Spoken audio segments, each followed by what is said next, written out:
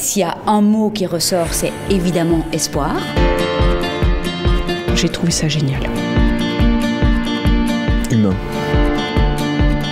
Énergie. Écoute.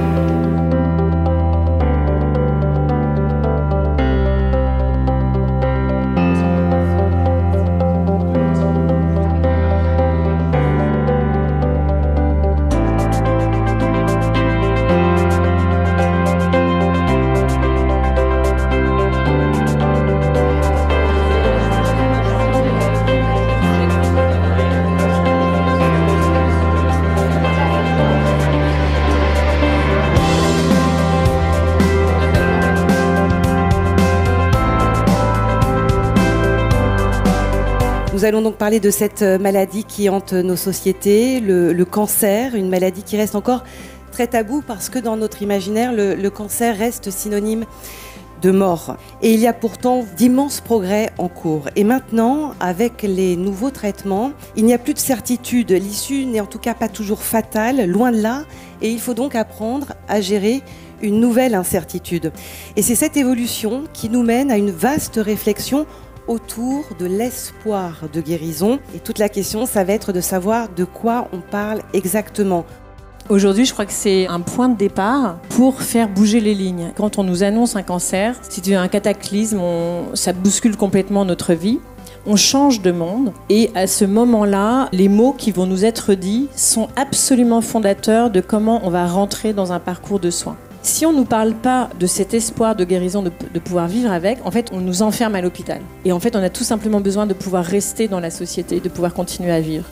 Un patient atteint d'un cholangiocarcinome, il est en rémission complète et la question qui vient derrière, c'est il me dit « mais est-ce que vous pensez que je suis guéri ?» Je suis devant une boîte noire, c'est-à-dire qu'il y a quelque chose de totalement nouveau qui arrive. Une enquête nationale confiée à l'Institut Harris Interactive. C'est à nos yeux des résultats d'études qui sont extrêmement encourageants. Précieux. J'ose pas dire qu'il s'agit d'une étude d'utilité publique, mais pas loin, parce que ça nous permet de montrer qu'il y a un espoir, notamment de la part des patients que nous avons été amenés à interroger. Au fond, c'est radicalement s'éloigner de vous qui rentrez ici, abandonner tout espoir. Je pense que l'enfer, c'est effectivement ça. J'ai vécu ce qu'on appelle l'expérience de mort imminente. Et en fait, à ce moment-là, je voulais juste une chose, c'est que j'arrête de souffrir.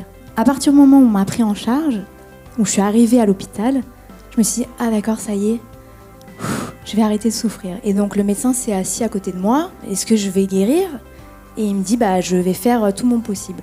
En devenant acteur de ma maladie, j'avais plus de chance. Quand on laisse passer un train, on reste en gare. Si on prend le train, qu'on est actif de sa maladie, si on prend l'action, on arrive à faire de choses dingues ensemble. En fait, notre métier, on le sait, c'est de gérer l'incertitude, l'imprévisible, en gardant l'espoir. Je suis un fan de Baruch Spinoza qui dit « N'est vraiment libre que celui qui pense à la vie et pas à la mort ». On a transformé une maladie constamment mortelle en une maladie qui peut se chroniciser. Et finalement, on a oublié cette peur de mourir. Je pense que nous, on doit s'adapter, prendre le train et dire maintenant, il faut penser à la qualité de vie, il faut penser que cette vie n'est pas si facile.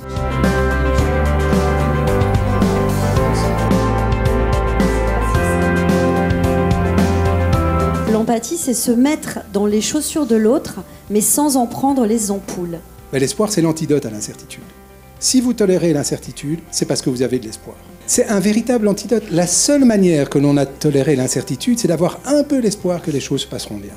Le grand thérapeute, si on pourrait appeler comme ça, c'est montrer à l'autre qu'il peut flotter tout seul, mais pas tout seul en disant « démerde-toi, flotte ». Justement, je suis là pour t'apprendre que je te lâcherai pas et qu'on va pas couler.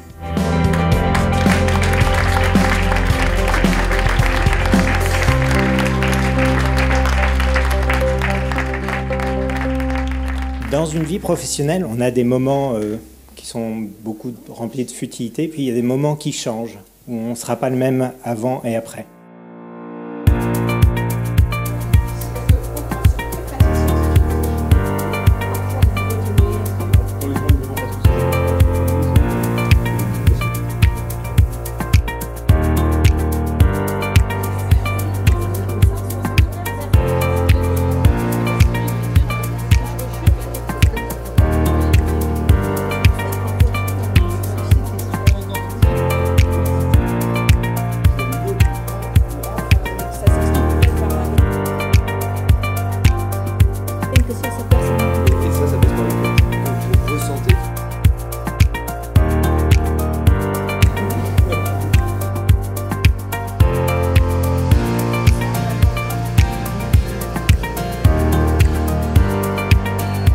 Je vous invite à vraiment être là et accéder à la joie ici et maintenant avec Raphaël Enthoven que j'invite donc à nous rejoindre. Merci.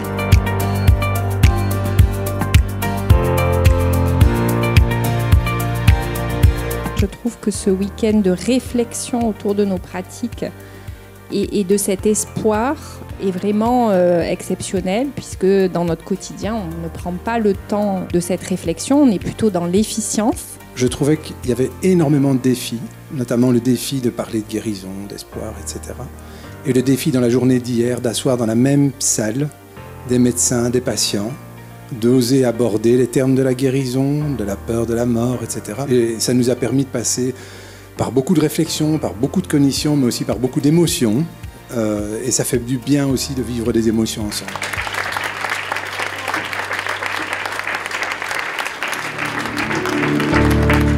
Pour moi, c'est un point de départ et j'espère que ce projet ne va pas s'arrêter ici, mais je pense que non, parce que voilà, d'avoir plus de formation pour les médecins, des livrables pour les médecins, mais aussi pour les patients, parce que c'est très important, c'est une relation qui se joue à deux, donc c'est très important aussi que le patient soit acteur de son parcours de soins et on parle vraiment de l'empowerment du patient. C'est la première fois de ma carrière que je vois vraiment des gens qui repartent en se disant il faut qu'on continue cette discussion, c'est important, c'est d'utilité publique.